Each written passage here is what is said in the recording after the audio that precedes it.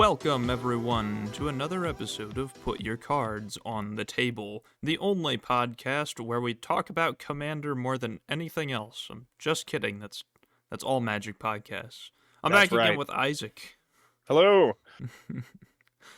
So today we're going to be going over the Commander decks that are now fully revealed for March of the Machines, some mechanics, some upgrades, as well as a quick reminder as to how Plane Chase works for everyone. And Isaac, if you want to do that right here at the start, what is Plane Chase if people are Yeah, unfamiliar? absolutely. So Plane Chase, it originally came out a number of years ago, quite a few now, in a series of promotional decks.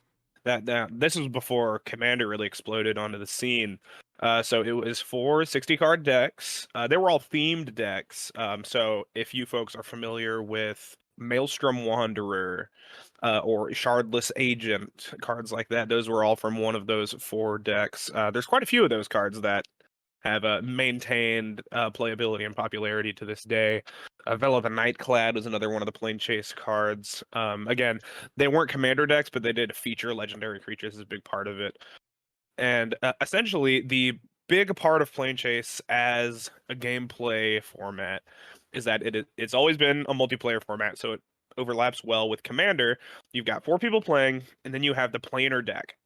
So at the start of the game, shuffle up the deck, flip one over, and that's the plane that you start on. Each one of these cards will have a static effect or a planar effect, and that just remains in effect typically for as long as you stay on that plane.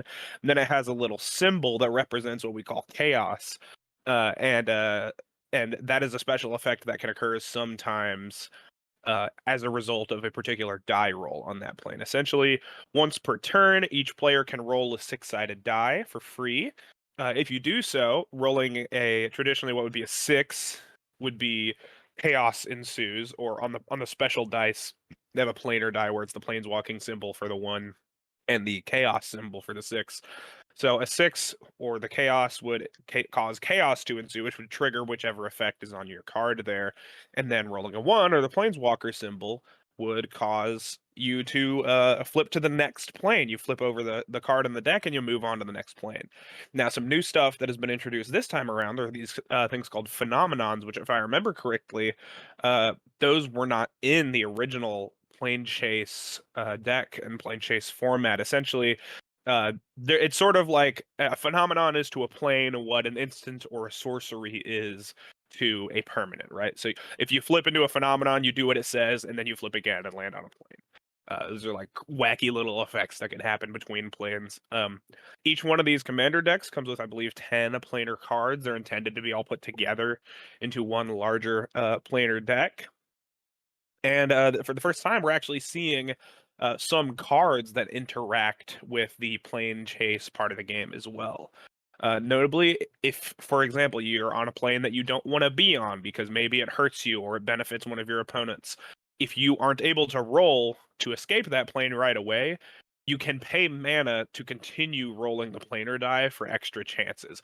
The first the first payment is 1 mana, and then after that it is 2, and then 3 it increases by 1 every time. So that's essentially the core gameplay loop for Plane Chase. Applies now just the same as it did many years ago. But like I said, now we're actually seeing a handful of cards that will interact with that, which I think is really nice because sometimes it could get a little frustrating to be stuck on a plane, as much fun as the format is. And that could definitely be a pain point in the past. But yeah, I'm pretty excited to see the return of Plane Chase. I will say, if you guys plan to play this in your Commander games, expect them to take longer. Yeah, Plane Chase is a really, really good kind of addition to basically any format. Basically only for casual circles. I don't know why you would ever do this in competitive, but it is very, very entertaining.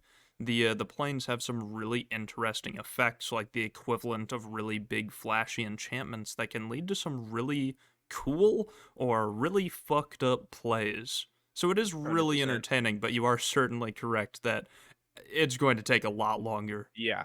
Me and Like, my friends used to lots play. longer. Me and a handful of my friends used to very regularly play Plane Chase alongside our Commander games, and it did increase the length of those games by probably a solid 50%. Like we'd be there for over, upwards of an hour sometimes too. Now those decks were, those were back when I was in like high school and stuff. So, I didn't know as much about the game or the format, and those decks weren't necessarily as powerful as you might see them today. So that would also contribute to the speed of the game. But basically, whatever speed you're used to playing at, expect it to take a bit longer. Yeah. Overall, very, very fun stuff. I am excited to see it come back. I think that plane chase has always been a cool thing, and it allows Absolutely. for like adventures into very cool areas, planes that we haven't seen or rarely visited. And it Yeah. makes a lot of sense for it to come back for March of the Machines, where these planes are being invaded. Right. So very, very cool stuff. But let's go ahead and move on, if you are ready, to the first of the, what, four commander decks is what we have, I believe. Two, I three, believe there's four. 5. One, two, three, four, five. Wow, yeah. Oh my God, there are 5. Okay, this might take a while. That's all right. This is actually, before we get started, one thing I wanted to say, this is a little bit of a sticking point for me. I don't Hmm. know why I'm annoyed by this, but Wizards of the Coast, please decide if you're going to do 4 or 5 commander decks. Just keep it the same. Just pick one and keep it the Because, same every yeah, set. because like when Commander, what is it, Commander Masters or whatever that's coming out later Yeah, this year, that's got 4. I'm gonna lose my mind. What's going on? That's all Anywho, right. so We'll go which ahead one are and we starting with start here? up here. Are you on the official Wizard site as well? I'm on the MTG Goldfish Okay. page. For me, the first one is Growing Threat. Alrighty, let's take a look at Growing Threat. Now, this is the Phyrexian themed deck, right? Yes, the Orzhov, the white black Phyrexian tribal with kind of an incubate sub theme or a Absolutely. Phyrexian token sub That's theme. right. Mason, do you want to tell us who our commander is for this deck? Absolutely. So our main commander, the kind of face commander, all of these come with two quote unquote like commanders, right? There's the big Right. face one, and then kind of the secondary that's just in the deck, but you could use them as the Right. commander if It's you an want. option. You could swap it Yeah. out. Our main one is Brimaz, Blight of Oreskos, which is 2 anonymous, white and black, for a 3/4 legendary Phyrexian cat. That says whenever you cast a Phyrexian creature or artifact creature spell, incubate X, where X is that spell's mana value. If anyone doesn't remember from last episode or isn't familiar with incubate, that is, create an incubator token with X +1/+1 counters on it, and for 2 mana, transform this artifact. It transforms into a 0/0 Phyrexian artifact creature and retains those +1/+1 counters. And at the beginning of each instep, if a Phyrexian died under your control this turn, proliferate. Following that up, we have kind of our secondary commander here is Moira and Tishar, which is Mm. 3 anonymous, white and black, for a 4/5 legendary Phyrexian spirit bird with flying, and whenever you cast a historic spell, return target non-land permanent from your graveyard to the battlefield. It gains haste, exile it at the beginning of the next instep. If it would leave the battlefield, exile it instead of putting it anywhere else. Yeah. Um, Right on. Out of these two, I think that they're both very fun, but just right out the gates, I think that Brimaz is so much more fun. I would be inclined to agree. Yeah, kind of Phyrexian tribal, creating Yeah. more incubates, and then when your Phyrexians die, you proliferate all your Yeah. incubators and make them even bigger when they transform. That's It's sick. really cool, and it plays really nicely with a lot of cards. I mean, obviously cards that have like the Phyrexian creature type, or just artifact cards in general. But also like if you look back, cards like Throne of Geth, which is like a classic, that's from the new Phyrexia set. It's like a classic Phyrexian, corrupted kind of thing from Mirrodin. It's a 2 mana artifact. You can tap it and sacrifice an artifact to proliferate. So you could sacrifice one of your little incubator tokens to proliferate the rest of them, and then obviously that's going to trigger Brimaz as well. Notably, Brimaz can trigger every turn as long as you continue to have Phyrexians die on your field. So taking advantage of that is going to be a really powerful thing to be able to do. Interestingly, that final effect, the at the beginning of each instep, if a Phyrexian died under your control this turn, proliferate. It's kind of like a mini Atraxa A effect, little, yeah. with the added text. Instead of a brick of keywords like Atraxa is, instead you get the bonus incubation whenever you Yeah. cast Phyrexians. So this is a very, very interesting creature, and obviously would go great in the 99 of Atraxa. Right, But absolutely. I think a really cool opportunity that this set and this deck and these cards really bring to the table is that with the grand, the second grand creature type retcon of Kaldheim, when we got a whole bunch of cards that were refitted to have the Phyrexian creature type Atraxa included, there's obviously been a very big kind of gap of like, hey, Atraxa is like kind of representative of like the uniting of the Praetors and like Grand Phyrexia as a whole. Obviously, would be super cool to play like a Phyrexian tribal deck, but doesn't necessarily have all that kind of synergy outside of maybe Infect. A really cool opportunity that we have here is the way that incubators play with proliferate, right? And so not only can you put Bramaz in an Atraxa deck, you can fill that deck up with incubate effects, oh and yeah. it's gonna go off. Looking at the deck list overall, I love this. There's a lot of cards in here that I just have. I'm a bitch for some of these cards. I love Phyrexian Rebirth. I love Yawgmoth's Vile Offering. They have Mere Battlesphere, Blade Yeah, Splicer, and Psychosis Crawler in here. I love all these excellent cards. stuff. Now, I did want to say, now for this deck, I think Bramaz over Moira and Tashar is going to be a much better option out of the precon, right? And if you're trying to play a deck like that, taking advantage of the Phyrexian creature type and Phyrexian creatures and incubator tokens and stuff like that, Brimaz is obviously going to be a much better option. Yeah. Though I would like to say Moira and Tashar is going to be a powerhouse of a card. Oh, I agree, absolutely. It is very good. Historic spells can be flung all over the place, Yeah, especially in Commander, and if you have any sort of artifact sub-theme. Literally all artifacts count as historic. right. So, this is going to be crazy. Whenever you cast a historic spell, return target non-land permanent card from your graveyard to the battlefield. That does not have to It be doesn't have to a, be a a creature. creature. Yep. Yeah, it gains haste, exile it at the beginning of the next end step. So it's like unearth rules, right? If it would leave the battlefield, exile it instead of putting it anywhere else. Where I see this absolutely going off is in eggs decks. Oh, yeah. Either playing Moira and Tashar as the commander, or like I used to play Brea Ethereum Sculptor as Oh, man. as an eggs commander. It was extremely powerful Yeah, it deck. sounds like it.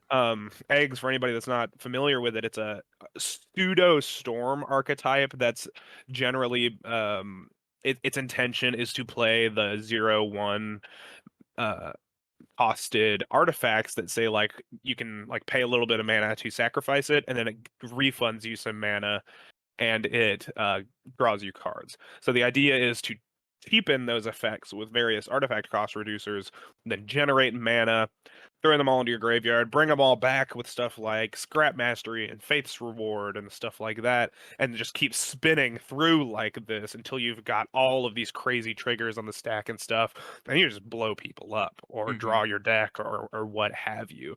Moira and Tashar, the downside is I think the biggest drawback of this card is obviously it's 5 mana, right? Yeah. That's a not insubstantial amount of mana to pay for this effect. Um I don't know that it would be too powerful at 4, but it is a 4/5 with flying as well, and I think that's fine. Um Nevertheless, this is a very powerful effect that people are going to be able to take advantage of in really big ways.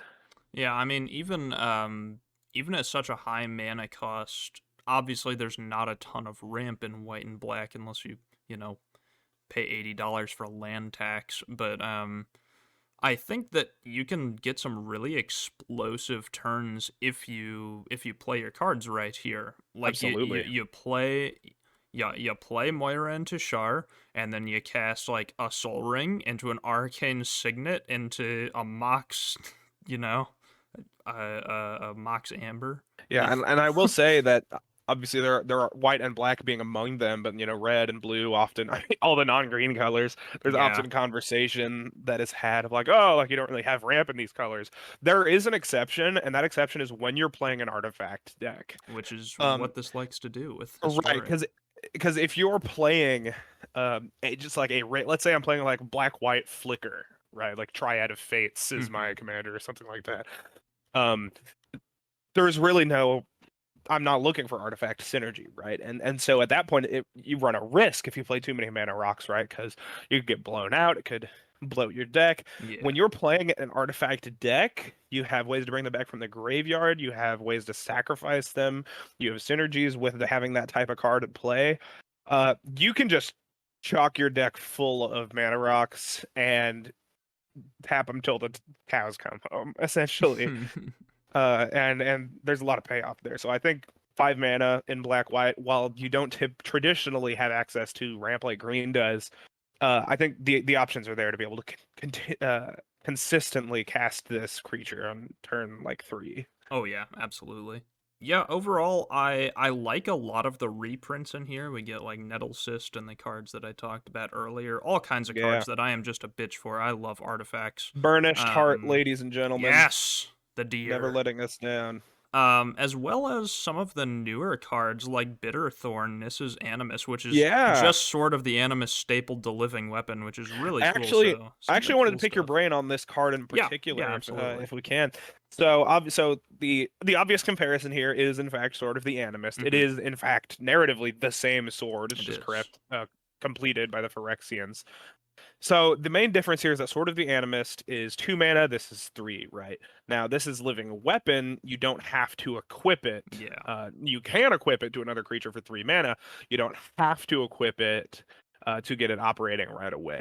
So both of these equipments have an effect that say whenever the equipped creature attacks, you may search your library for a basic land card, put it onto the battlefield tapped, then shuffle. So what do you think of Bitterthorn compared to Sword of the Animist? I think that it definitely depends on the deck, but overall, I actually like Bitterthorn more. And the reason for that is because it works with like enter the battlefield effects. Right. For example, right, Moira and Tishar can activate their ability and return Bitterthorn to the battlefield with a body attached to it with haste. Oh Does it wait, give the no, germ no, haste as no, well? it does not actually. You're right. It only gives the Ah, artifact haste. Okay, it doesn't quite work. It does not quite work. right. But I still like it for like return to the battlefield effects because Right. you get that ETB extra You always body. get that You body, don't have to right? pay that extra mana. That's just the style of decks that I play, and I know you love graveyard play, Yes, so sir. I personally prefer Bitterthorn more. Right. I don't think that Sword of the Animist is like not a good card anymore Right. by no means. Good lord, run both of these in your deck if you can. Yeah. But I just like Bitterthorn more for my personal play style. Yeah. Yeah, I would say that I lean toward Bitterthorn a little more as well. Although I would say it definitely does depend on how important is it to you that your commander has the equipment attached to them, Yeah, right? Because if you're agreed. playing a commander that specifically is going to benefit from having the equipment on them and not on the germ, then obviously Sword of the Animist is going to pay off a little bit better, right? Hmm. Another an argument that I've heard brought up about it. I've seen this kind of discourse going on online a little bit too. So another argument that I've heard brought up about it is that even though Sword of the Animist, it does cause you to pay more mana to get an effect out of it. If you're keeping your mana curve really tight, it does curve out better, plays a little bit Yeah. faster. So if you get a 1 drop on turn 1, Sword of the Animist on turn 2, equip it on turn 3. Then immediately swing. Right, exactly. Yeah, yeah, Whereas on no matter what you do with Bitterthorn, you're gonna have to wait till the next turn in yeah. order to cast it. Now I will say I'm gonna be hard pressed to find a deck that would play one of these that will not play them both. Yeah, honestly, just throw them both in. Yeah. Yeah, I think the only decks that I can think of that would consider playing Bitterthorn but not playing Sword of the Animist are Phyrexian decks. That's the only, and even Yeah, then, it might I be would worth playing agree. anyway. Yeah, like if you're playing an equipment deck, especially if you don't have access to green, you're playing Sword of the Animist already, and you are going to get a Bitterthorn the second you can get your grubby little Yeah. hands on one. There's no way you're not. I think that overall, just like colorless ramp spells are incredibly important in Commander, and I don't think Yeah, that they'll ever be bad. Like, absolutely. let's be honest. Let's be honest here. Sad Robot, 4 mana, 2/2. It draws a card and fetches a land. Good Yeah, effects. Kind of mid overall. The reason it's good is because it's colorless and any deck right. can run it. And not only that, like there's obviously, we're having a conversation. Lots of people have had the conversation of like Bitterthorn versus Sword of the Animist. Either way, these are two of the best colorless ramp spells Oh ever yeah, printed, absolutely. right? And definitely are gonna have a seat at the table. Yeah, for sure. But let's unless there's anything else you want to specifically point out in this deck, this is, I think, overall. What do you think? What do you think overall of the deck? Before we move on, I personally really like Brimaz. If I think I Brimaz is sweet. this is looking like one of my favorite commander decks probably ever. This looks really cool overall. Yeah. Now, I don't know how much I love the deck list they've provided in the precon, Yeah, but I Brimaz agree. himself is this guy's tough. All right, this guy Yeah. goes hard. This is a sweet card. We joked last week that like when we first looked at it, we are both kind of underwhelmed, and we had a 30-minute Yeah, we conversation, and by just the end of by it, the we're like, end, yeah. this is actually really cool. I don't know if Brimaz is my favorite commander out of the 10 that we're going to be discussing today, but he's definitely in like the top 3. And also the art. Oh my Oh my god. god, it just like last time with what was it? Mirrodin Avenged? Like it needs a parental advisory warning. That's the thumbnail. That's the thumbnail for the last video. If you haven't seen it yet, it's Karn holding Elish Norn's head with the parental advisory Oh warning man, sticker on it. Yeah, that is delightful. yeah, very good stuff. Very Uh, excellent. but let's go ahead and move on to the next one I have here, and that is Cavalry Charge, which I know you are very Alrighty. excited about. So Yes, I'll let this you one is take my this one favorite. away. Yeah, okay, so Cavalry Charge. This is a blue, white, black, and Esper Knight tribal deck. I have a lot of sentimental attachment to this. Um, I have always loved Knight Tribal. I've been playing some version of Knight Tribal since, I mean, I didn't actively play Magic when Lorwyn came out, but that's essentially the first time we saw much support for Knights as a tribe. And ever since I got my hands on any of those cards, like when I was like a preteen, I've often played some version of Knight Tribal. And so I was very hurt when the Throne of Eldraine Brawl decks came out, and there were 3 of the most overpowered commanders of all time, and then Sir Gwyn, the Knight Commander, who is fine if you're playing Voltron, and even then, it's like not the best option. It's 6 mana. It's not what you want. And my feelings were hurt by that. They were. So we are looking at an opportunity here for Wizards of the Coast to earn my forgiveness on that particular slight. So our main face commander here is Sadar Jabari of Zalfir. Now, notably, this card sees the return of the Eminence mechanic. There's been lots of discourse about it online. Hmm. I think most of it have come down on the side of it's fine. Which I do think it is. I've definitely heard there are some folks that don't like Eminence, less on like a power factor and more on a sort of philosophical factor of like you shouldn't be able to get an effect by not paying for it.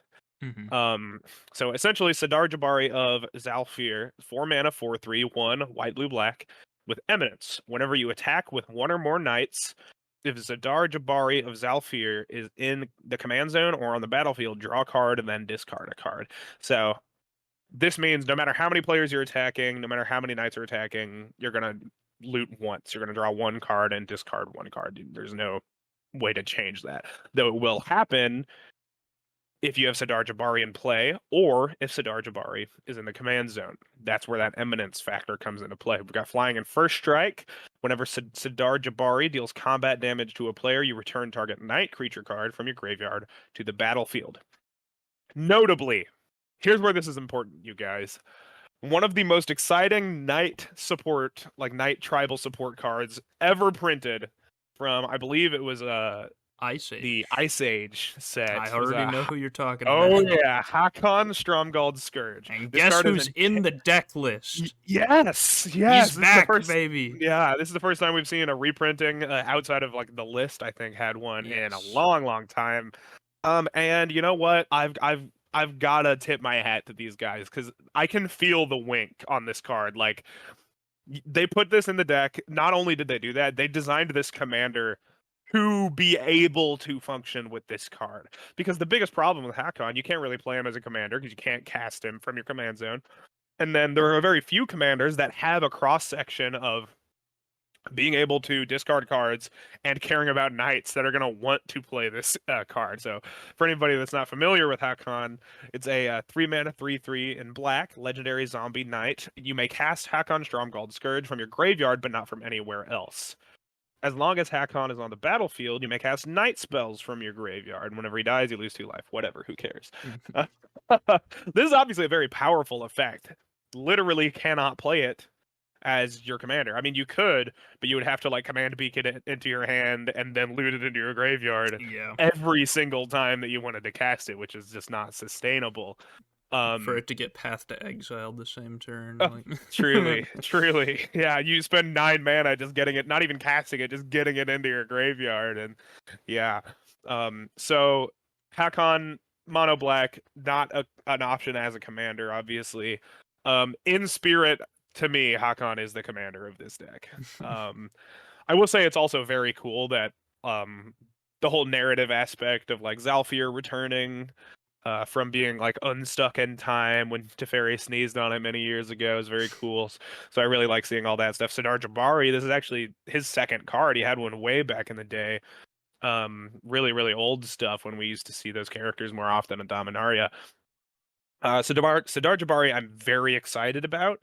This one I plan to build a commander deck around, and I don't see myself like switching out the commander for the other option here or Mhm. any other ones. I was curious before we started seeing previews of like what the blue support for knights would look like. We've seen white black a lot, and we've seen red quite a bit too. So I was curious what the blue stuff would look like, and I was worried that there wouldn't be enough of it. There is, and it's good. Especially there's one particular card that gives a bunch of your creatures horsemanship. We'll get to that here in a Oh second. yeah. But outside of Sidar Jabari, the other legendary creature in this deck, which is an option for a commander, is Elenda and Azor. These are two creatures, two characters from the Ixalan narrative, if anybody's familiar with that. And so comes out with us having a legendary creature, Vampire Knight Sphinx. Very sweet type line there. So Elena and Azor, that's a 6 mana, 6/6 in white, blue, black. So 3 white, blue, black. You got flying and a ward 2. Whenever Elenda and Azor attacks, you may pay X white, blue, black. If you do, draw X cards. So essentially, and we saw this effect on Azor as well, though only in blue white. You get a Sphinx's Revelation, you get a blue sun zenith anytime that you so desire whenever this creature attacks. And then you have an effect that says at the beginning of each end step. This is the second time we've seen this now. Each end step, I'm glad they're really pushing the kind of multiplayer aspect of these cards in a very multiplayer oriented set. So each end step, you may pay 4 life. If you do, create a number of 1/1 black vampire knight creature tokens with life link equal to the number of cards you've drawn this turn. So there's gonna be looking for lots of ways to draw cards at instant speed. Cycling is going to be a great way to do that. There's obviously lots of instants, probably lots of aristocrats effects that are able to take advantage of that. I wouldn't play this as the commander of this deck. Um, it would be fine, I think, because being essentially having just a huge mana sink to get huge card advantage is going to pay off, right? No matter what deck archetype you're playing, no matter what tribe you're playing, you're going to get the payoff of that, right? Because having more cards in your hand is going to make your deck play better. Though I think this card strikes a delicate balance. It's 6 mana. We were talking about the previous black white legend being kind of expensive at 5. This is 6. That's a lot of mana. Now it does protect itself, which is nice. It's got ward 2, but not only having to pay 6 mana to put it into play, but then having to dump X amount of mana into it as well Yeah. after that, not even on the same turn. You got to wait for it to come all the way back to you. That's an investment that you're gonna need to protect, right? Yeah. um Now putting this into play when you already have a bunch of ways to draw cards at instant speed on other people's turns, I think is gonna where it's gonna look best, because then every single end step from the very moment that it comes into play, you're gonna be able to start generating tokens and generating value. uh but I'd be hard pressed to want to play this card. I'll probably continue to play it in the 99 of my Yeah. Sidar Yeah. Jabari deck. It's got the knight creature type. You ain't gonna take that away from me. But yeah, it's definitely, I think what this card looks like to me is a sort of tempo or control top end finisher. Um, the like second commander deck I ever played was a Send Triplets deck, and it was because I had encountered the control archetype for the first time, and I was like, you know what, I want to try this, but I'm gonna promise myself that I'm gonna play traditional control. We're not gonna win with any combos. We're gonna win with like a 7 mana 4/4 and beat somebody down while I counter their spells and stuff like that. This reminds me of that. It was in the same colors and everything. Although this one would be in the command zone rather than just having like the control Yeah. value of Send Triplets in the command zone. I gotta say, just looking at this deck list, it looks insane. Like Herald's Horn, It's sweet. Vanquisher's Banner, Time Wipe, Promise of Loyalty, Distant Melody, Pull from Tomorrow, and every single creature in the deck list is a banger, except Knight of the Last Breath, which is a really shitty uncommon from Guilds of Ravnica. But literally all of the rest of the creatures are bangers. Yeah, there's some Like, sweet stuff in holy here. It even shit. has Knights of the Black Rose, which Yeah. notably is in this deck and in this format at all, because that introduces Monarchy into your Plane Chase game. Yep. So More that's things. that's very exciting there to me. Yeah. This just deck list overall, I think looks like one of the strongest precons Yeah, that we've it's seen. sweet. You can play this one out of the box. Yeah, it's Absolutely. really good. Like minimal changes. But you mentioned this a little bit ago. Let's talk just for a second about Herald of Hoofbeats. Right, Herald of Hoofbeats. This is definitely one of these standout breakout cards from this deck. It's been discussed a lot as well. It is a mono blue knight. It is a 4 mana 3/3 human knight, and it has horsemanship. So horsemanship, for anyone that's not familiar with it, it's a very old mechanic that was only around in the Portal and Portal 3 Kingdoms sets from a million years ago, prehistory even, which are notably some of the lots of these cards are like reserve listed or simply just have never been reprinted. I know Imperial Seal was one that was like several $100s for the longest time until it finally got its first reprint like 2 years ago or something like that. Nature's Lore as well, or not Nature's Lore, Three Visits. That was a Yeah. $200 Nature's Lore until it got reprinted, and now it's like 99 cents. Portal 3 Kingdoms is a wacky time, but essentially, horsemanship reads: this creature can't be blocked except by creatures with horsemanship. Essentially, when Portal 3 Kingdoms came out, they wanted to maintain the ability for creatures to have effectively the mechanics of flying because it's important to the balance of the game, and like, blue and white often have flying creatures as part of their identity, but they didn't want to have actual flying creatures because this was all about like feudal Chinese warriors, right? And so it would feel weird because they were actually trying to represent like the historical aspect of it, not the not fantasized stuff. There's a bit of both, obviously, but they didn't want to start throwing around wings and magic powers and stuff, so they created horsemanship. It works exactly the same way as flying. It just doesn't say flying. Notably, creatures with reach can't block horsemanship. Horsemanship is Only strictly better horsemanship. than flying. Yeah. Yeah. Now, Herald of Hoofbeats gives all of your other knights horsemanship. Other knights you control have horsemanship. On theme, awesome, super cool, well done. Uh, but beyond that, that's a powerful effect. It's one thing to say that flying creatures are hard to block because they are. In a 4-player game, a flying creature almost always has at least one person it's able to hit. Horsemanship, it's just a sweep. Like no one has it. No Yeah. one does. Yep. Yeah, and like I said, reach can't deal with it. Flying can't deal with it either. So dig deep to be able to block this. It is essentially reads that your knights are unblockable, and for such a combat focused tribe, that's essential to success. This is a game winning card right here. This is a win condition. Yeah. It's kind of insane, and I love it personally. I think that bringing back like an old, really obscure mechanic a lot of people haven't seen is a very cool thing to do, Yeah, and it's a great card. Like it's absolutely. just incredible. Yeah. Overall, I think that this is a really sick precon. I think it's very cool. Like basically completely playable out of the box. Very Absolutely. minimal changes needed to make it like really really good. Yeah. I'm excited. That's all I have to say about that. This deck looks great. Yeah, a lot of sweet stuff in here. We even see the return of Midnight Reaper from, I believe Yes, this was the one that's of a the sick Ravnica sets. card. Yeah, I've played this in many a zombie deck, but it does have the night creature type. That is notable. So that's yeah. Whenever a non-token creature you control dies, Midnight Reaper deals 1 damage to you, and you draw a card. There's lots of room in this deck for reanimation and aristocrats and knights, and I'm so excited about it. It Oh makes me so yeah. happy. Let's go ahead and move on to the next one I have here, which is Divine Convocation. Alrighty, this is our Convoke deck, right? Yes. All right, Uh, Mason, take us away. yeah, the face commander here is Kazla? I don't actually know. I'm gonna say Kazla, the Broken Halo, which is 3 anonymous, blue, red, white for a 5/4 legendary angel ally. She has Convoke and Flying Vigilance Haste. Whenever you cast another spell that has Convoke, scry 2, then draw a card. You get a sick little not preordain, Serum Visions? not even Serum Vision. There's literally scry 2 and draw a card. What is that card Oh called? yeah, that's preordained. That is preordained. I had it Yeah, right. Okay, yeah. sick. All right, we got there. Yeah, it's a nice little. Whenever you convoke, you get a preordain, which is pretty sick.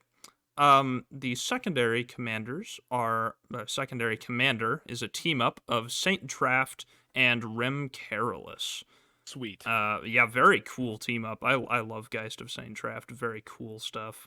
This commander is blue, red, white for a 3/4 legendary spirit human with whenever Saint Draft and and Rem Carolus become tapped, create a 1/1 red human creature token. If this is the first time this ability has resolved this turn.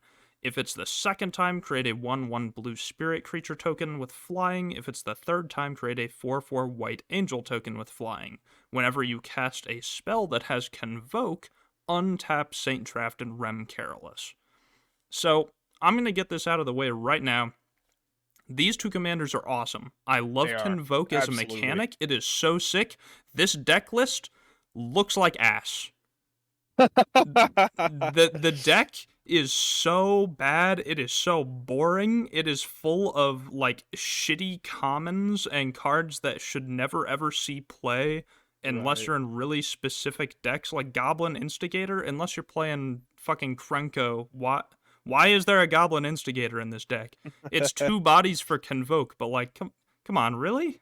There's not anything better that you could have put in? Now, I I think this deck list looks boring, but I love the commanders. I would be inclined to agree. Though I will say that a deck built around Convoke can take advantage of low power, a bunch of low It power is cards being put true, together yeah. more than other mechanics would be able to.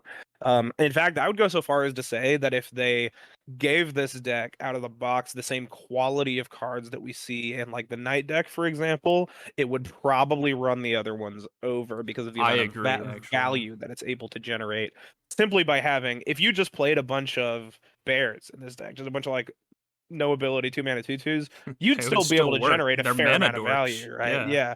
Yeah. So Now, I will say there are some bangers in here. Like I really like Whirlwind of Thought, right? yeah. I really like Tetsuko Umezawa Fugitive. Like One of that's the a new cool ones, card. Mist Kaikar's in Meadow here. Vanisher. Mist Meadow Vanisher. What does that Sweet one do? card. Yeah, so this is kind of a little bit of a flashback to, and not I'm not just saying it because it's a Kithkin this time. A little bit of a flashback to Mist Meadow Witch from the Lorwyn block. It's 2 and then a hybrid blue-white mana, so 3 mana for a 3/2. Whenever it becomes tapped, blink a permanent, essentially. Oh. A non-land, non-token permanent. So yeah, exile up to 1 target non-land, non-token permanent. Return that card to the battlefield under its owner's control at the beginning of the next end step. There are ways in this deck to generate untap effects. If you're upgrading or building this deck yourself, you're going to have more of them. This is a powerful effect. Yeah. This card is sweet. At worst, once a turn, you're probably going to be convoking something out, and you're going to be getting value from that. Like Cloud of Fairies in this deck, blinking your Oh Cloud of yeah. Fairies with your Miss Meadow Vanisher. That's sweet. That's awesome. Now, would I rather it was like a Great Whale and I was getting 8 mana instead of 2? Yeah, sure. But we don't put Great Whales in precons, right? Yeah. Yeah, I'm gonna say like I said a little bit ago, both of these commanders are very sick. Out of the two, I actually like Saint Traft and Rem Carolus more. I think Uh, I do too. I really like the scaling effects, right? That's one of my Yep. favorite things to Me see. too. Like, yeah, tap this guy repeatedly and you keep getting payoffs for it. That's Yeah. super sick. My favorite Uh, example we've seen of that in the past. I mean, obviously there's like Omnath Locus of Creation. I oh don't yeah, love that card, because it's that just a little good. it's a little good, yeah. But I think the first time we ever saw an effect like that was actually in the uh Strixhaven Commander Precons when we had Raffi Thunder Conductor or Raffi Zafine. Is that his name? I don't remember honestly. Either Raffi or Zafine. Give me that Anyway, too. he has an ability where it's contingent upon the amount of mana that you pay for a spell. If it's a small amount of mana, then you just scry one. If it's a larger amount of mana, then you scry one and make a 4/4 elemental token. And then if it's above 10 mana, then you deal 10 damage to each opponent. Oh my god, that's sick. It's sweet. It's really, really cool. He was kind of um the prototype for that kind of effect. What I really like about it is that it naturally increases in power as the game goes on in time and Yeah. you gain access to more mana and stuff.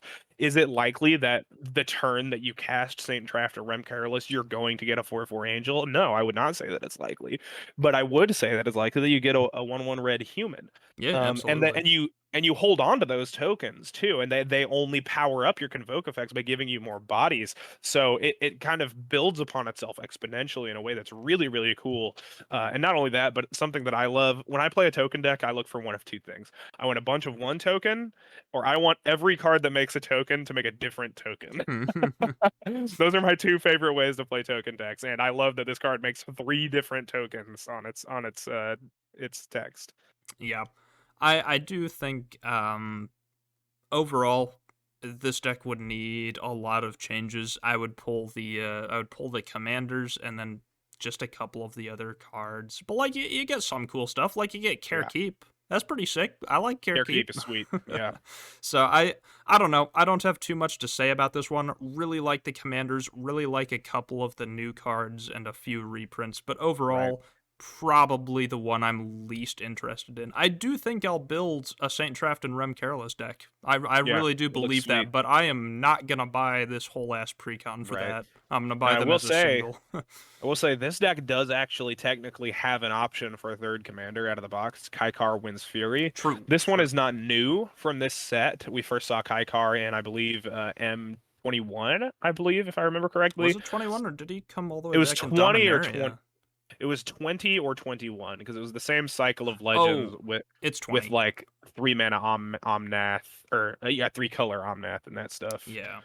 Um, so Kaikar, you could play this one as a commander, and I do think it would operate pretty well. It's a 4 mana 3/3 with flying.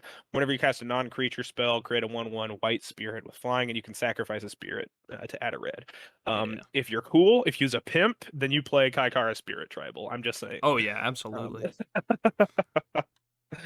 I don't know. I think it's fine overall. Not super exciting. yeah. Gonna pull singles for sure. One more thing that I would like to say about Kozla in particular, something that I love to see in my command zone is any commander that has a cost reduction effect. Oh yeah. She technically doesn't have one, but she has Convoke. You can pay 0 mana to cast her, and you can use Convoke to pay for commander attacks as well.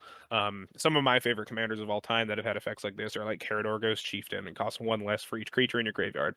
Hogak, Arisen Necropolis. This, but better. It's got True. Delve too. True. This but Yeah, better. I love to see that kind of stuff. Absolutely. Yeah. I don't know. Yeah, fine. Not the worst precon I've ever seen. So there's that. Um, but let's go ahead and move on if you think we're done over there. Absolutely. To call for backup. Alrighty. If you want to take this one away, it's your turn again. I certainly will. So we've got Bright Palm Soul Awakener, looking at the call for for backup deck. Uh, so this is a Naya deck and a Naya creature. One, a red, a green, and a white for a 4/3 legendary creature, Fox Shaman, with backup 1. If you guys recall from last week, or if you just are new to the show or haven't checked out, because I expect everyone to listen to every episode from the Yeah, very yeah. beginning for all time. Correct. Or if you're just not familiar with the mechanic from the new set, backup reads that it puts a number of +1/+1 counters equal to its value. So backup 1 is 1 +1/+1 counters. on target creature. If it's a different creature, because you can actually target the same creature with it, but if it's a different creature, it gains the next ability on the card until the end of turn. This one says whenever this creature attacks, double the number of +1/+1 counters on target creature. That creature can't be blocked by creatures with power 2 or less this turn. Now, I will say that for me, this is the least exciting commander out of all 10. Agreed. Agreed. However, do not underestimate it. No, it's Uh, still very good. I think this will also be well, I think it's the least exciting one. I think it will also be the one that is most likely to come out the gates swinging and just knock one of the 4 players out of the game in like 45 seconds. Yeah. It reminds me a lot of, again, I'm going to make a comparison to the Strixhaven commanders. There was I don't recall the name of the creature, but the black-white owl. Nobody was really terribly excited about it, but I remember a friend of mine bought that Precon, and we played all of them against each other, and he won most of the games simply by the virtue of having giant creatures with a million +1/+1 counters on them. Just came crashing into our faces. No one saw it coming, and he just murdered the hell of us ever since then. I've been I keep my eyes peeled for stuff like Yeah, for stuff yeah. like that. This is not an exciting card to me. It is a powerful card, and there are certainly cards in existence that playing Bright Palm alongside it is going to be really powerful. A great example is actually in this deck, Champion of Lambholt, Oh right? yes. Oh Um, yes. as I briefly mentioned last week, one thing that +1/+1 counters are often kind of missing as a deck and in their strategies is ways to just pick and choose creatures and go, I'm going to put a counter on you when they don't already have a counter on them. Outside of some like really inefficient, what like there's probably infinite commons and uncommons for 1 and 2 mana that do exactly that, but you don't want to play those one-off effects in your deck. More than likely, you're looking for synergy. That's where +1/+1 counter strategies get all of their power is from synergy between their cards, right? So I will say that is not only Bright Palm, but backup as a mechanic does a really good job of filling in those gaps and also giving more options to +1/+1 counter strategies that don't contain blue, Yeah. or even some Absolutely. that don't even contain green. Obviously, backup is also a green mechanic, but it's also in red and it's in white and some of these other colors as well, and that's going to fill in gaps for some other strategies too that I think is really cool. Bright Palm, like I said, do some really powerful stuff with stuff like Champion of Lambholt. Like maybe it already has 1 counter on it, you back up 1, give it 1 more counter, and then it attacks, and now it's got 4 already. That's a huge acceleration, right? Um, there's a lot of really strong stuff you can do with this commander, even though it doesn't excite me that much. I think it's mainly just a case of it doesn't have that many moving parts, right? It doesn't have a ton of like it's kind of a one-trick pony, right? Yeah, for sure. Uh, but that's not necessarily a bad thing. It's just not my style. It's pretty good at that one trick it does. Exactly. Yes, this card will kill people. Do not do not underestimate that. It will especially kill people with the second phase commander, which I think is a lot more exciting and I would probably agree. maybe even too strong. Holy Yeah, so shit. Shelai and Halar. So this is another team up. I'm really liking that. Like each one of these decks has like the commander and then another team up. I really Yeah. love that. So this one, same colors, same cost. In fact, is a 4 mana 3/3. In Naya colors, Angel, Elf. So this is 2 creatures from Dominaria with flying and vigilance. So kind of a classic Sarah Angel situation here. Whenever 1 or more +1/+1 counters are put on a creature you control, Shalayan Halar deals that much damage to target opponent. This card's fucking crazy. This goes in the words of Pleasant Kenobi, a fellow magic YouTuber that's a lot more popular than us. This goes infinite with a ham sandwich. This goes infinite with fucking everything. There are so many things that you just like. You play Shalayan Halar and one other card, and you win the game. Do you have any examples? Heliod. Oh lord! Yeah, Heliod, Shalayan Halar wins you the game. Wow, and that curves out perfectly too, because Yep. Heliod's 5 mana, right? Heliod's 4. Oh, pardon me. Yeah, yeah. This card is insane. The traditional combo that a lot of people play in like historic on Magic Arena is Mhm. Scurry which is whenever Yeah, a +1/+1 counter goes on it, you make a 1/1. It's Scurry Heliod, which is whenever you gain life, put a +1/+1 counter on something, and then like Soul Warden, right? Whenever something right, ETBs gain 1 life. Shalai and Halar cuts out 2 other pieces of that combo. It's just right. Shalai Halar and Heliod. Yeah, it's essentially a one card combo because Shalai and Halar are in your command zone already, Yeah, right? So it's really fucking good. And that's nuts. literally that there are so many like infinite life tricks you can do in Right, Commander. That plus any cards that says when you gain life, put a +1/+1 counter on this, right. like Ajani's So Pride.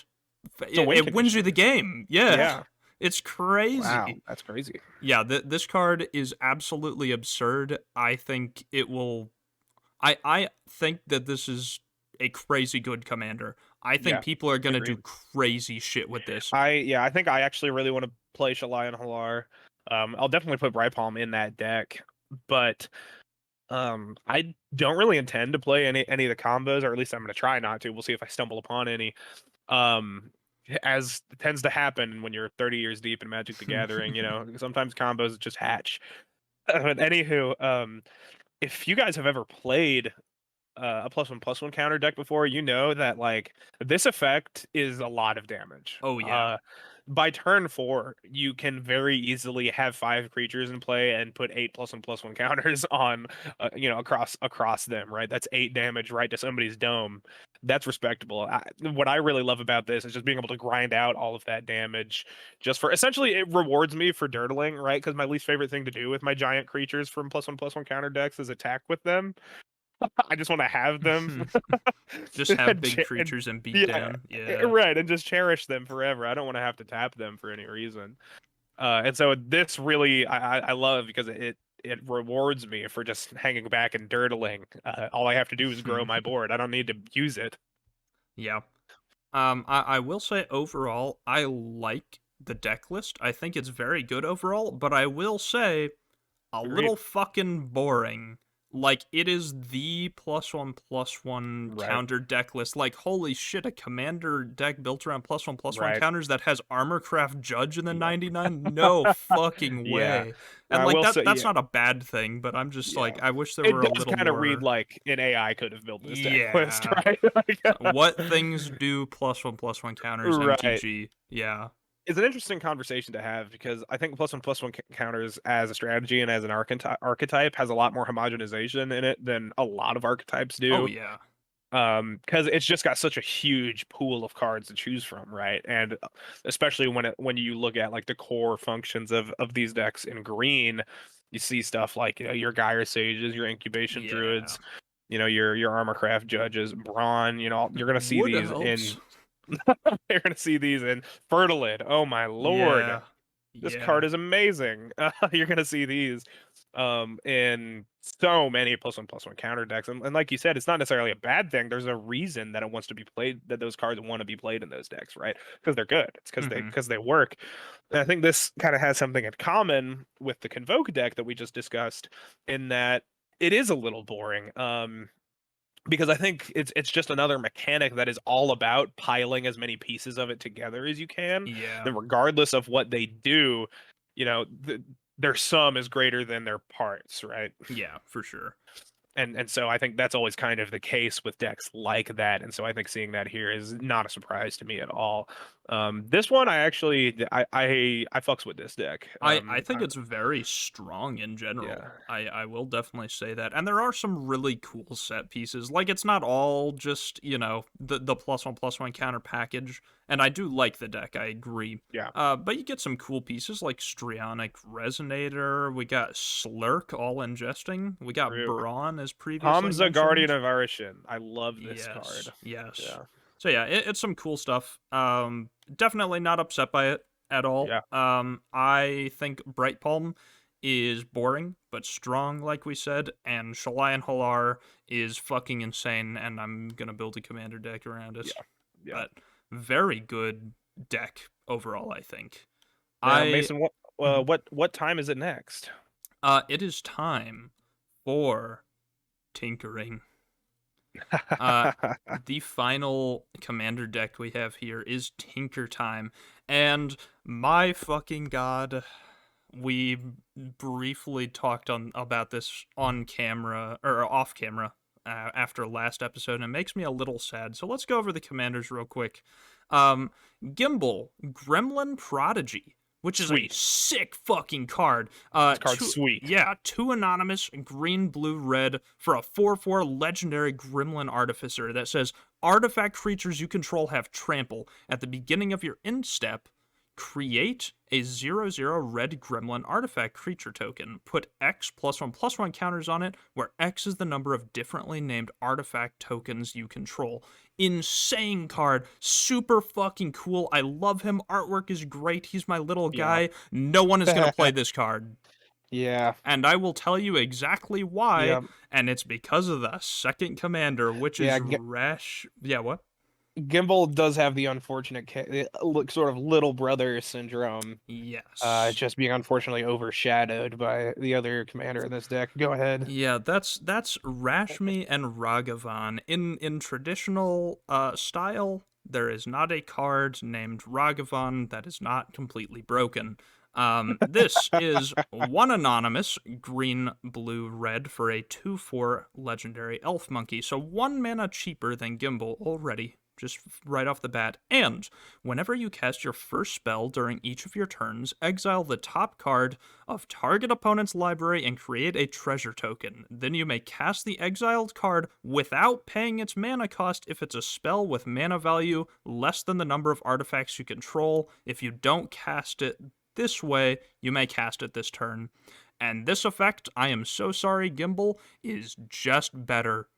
It's It's so truly insane. much better. It is Yeah. absurd what this card does. This would be fair. This would be a fair effect at 6 mana. Yeah, But we I see it at agree. 4. Yeah.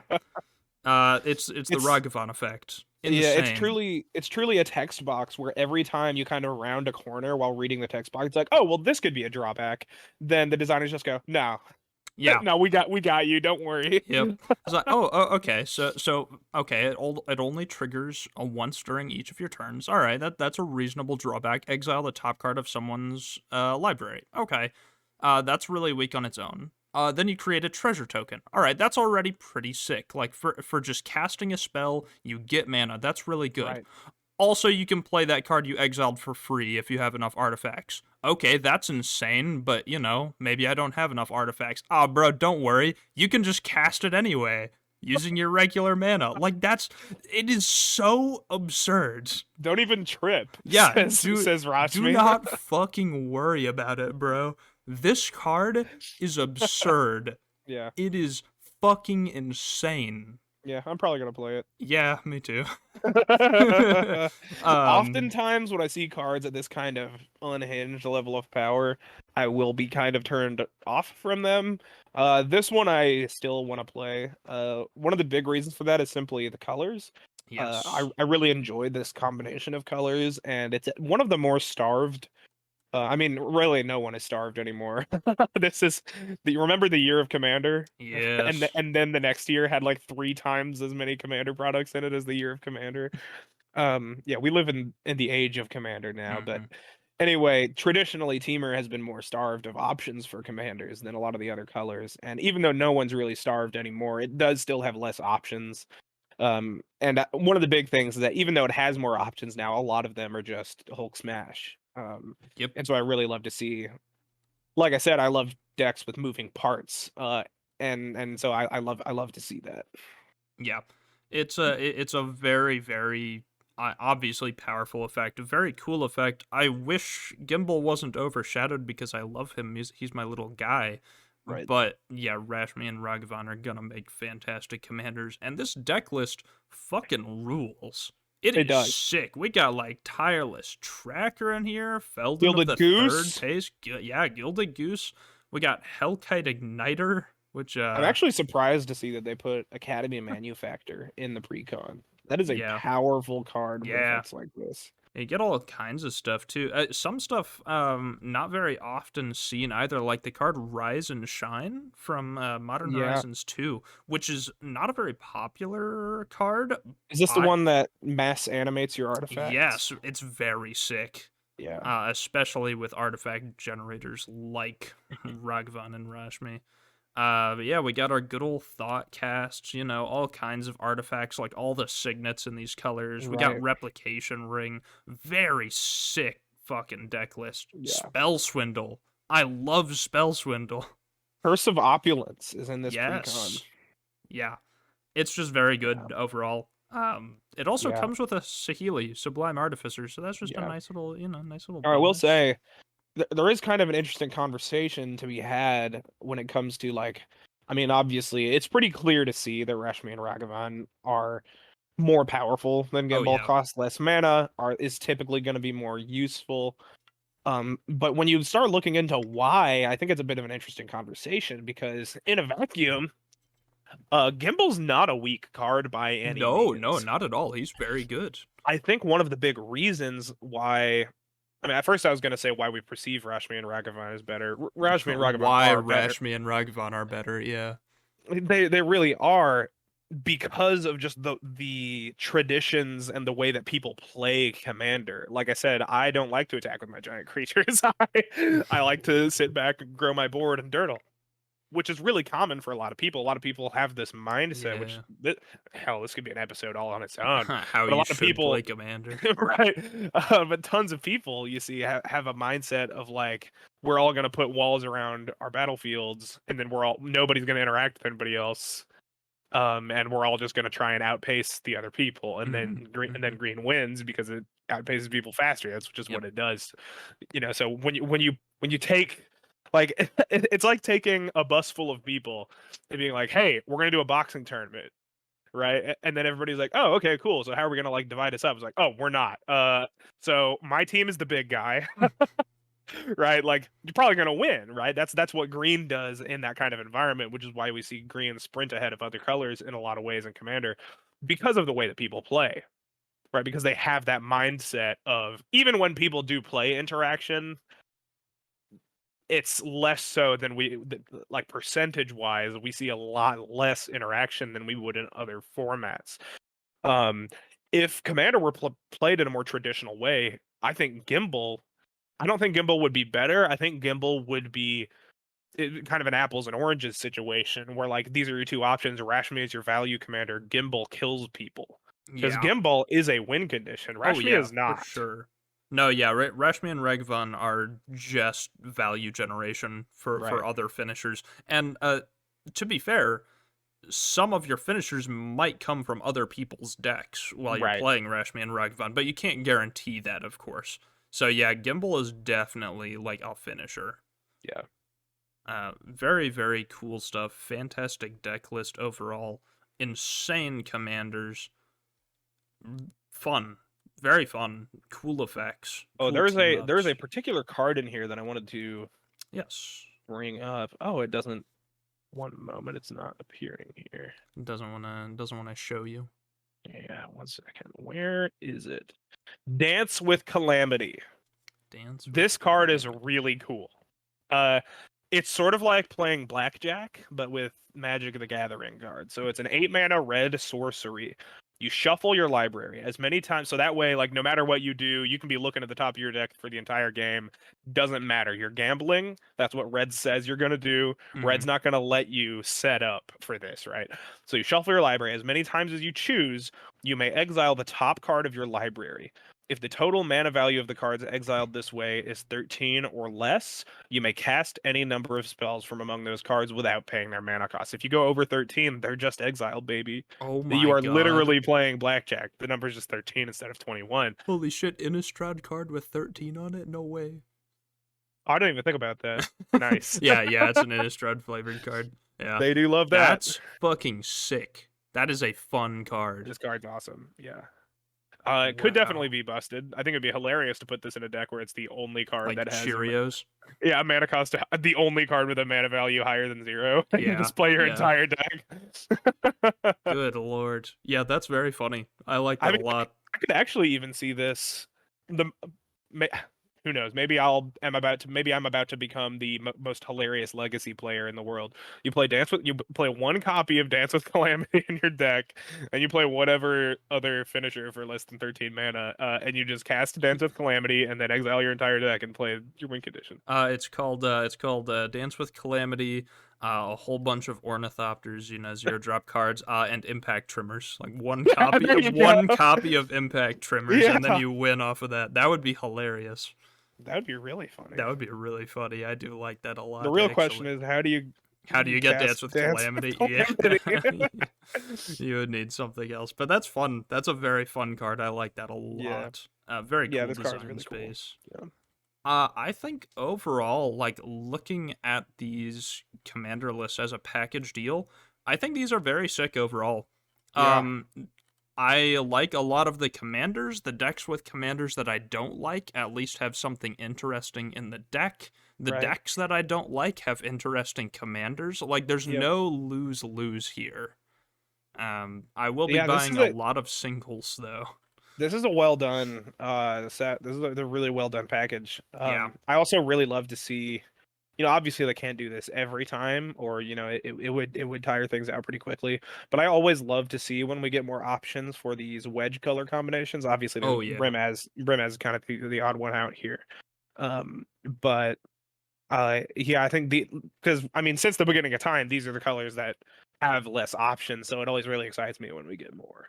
Oh yeah. Very sick stuff. I don't really know what else to say, honestly. I think that this will be a very fun bunch of sets to play with, especially in conjunction with some of the new cards coming out in the main set. Yeah. Yeah. Yeah, I think these decks actually do a better job of playing with the main set mechanics than a lot of other times when they've done similar stuff released alongside Yeah, um I agree. a main set. I mean, Ikoria did a pretty good job of that. And they've attempted to do that again and again since then, but I think the Ikoria and March of the Machines are the two ones I can really think of where the commander's decks play so well with the main set mechanics. I guess Brothers War as well. That doesn't really count because the only mechanic is like have an Yeah, artifact. have artifact. Yeah. Very, very true. Yeah. So is there anything else that we wanted to cover about these decks for this episode for the end of this week? I think that I've about covered everything I have to say. Right on, me Um, too. Real quick before we end, just shout out to all of like the artists that did stuff, especially in like the commanders and team ups. Oh, The so the truly. art for this set overall, March of the Machines in Amazing. general, is incredible. So many of the sieges, the battles are so Oh yeah. amazing to look at. Oh, the Ravnica one, oh my Mm-hmm. goodness, such a sweet card. Yep. Yeah, the Very sick. art top to bottom, the flavor text on these cards is amazing. Yeah. Like we said last week, this set really is like a celebration of what it is to be a fan of Magic. Magic 30, everyone. Magic 30, This is we Magic finally 30. made it. We Yeah. finally did it. Impressive. But I think that's about it for this week. I think next week our goal is to cover maybe some more of the story implications, Yeah, where talk the about lore some might be narrative going. stuff, recap on the stuff that has happened, and discuss some of the stuff that we think might happen. Yeah, so a pretty big shift from our last couple like spoiler sessions, Right less on. focus on cards and more focused on Yeah. the narrative and what we might see in the Yeah, future. So, obviously we already have the product slate for this year for the stuff that's coming out, so we're going to be taking, that and interviews, articles, stuff like that, cross-referencing those to check out, how we think the story might interact with the sets and the settings that we know we're going to be visiting this year. So, mm-hmm. So stay tuned for that, and until then, we'll see you soon.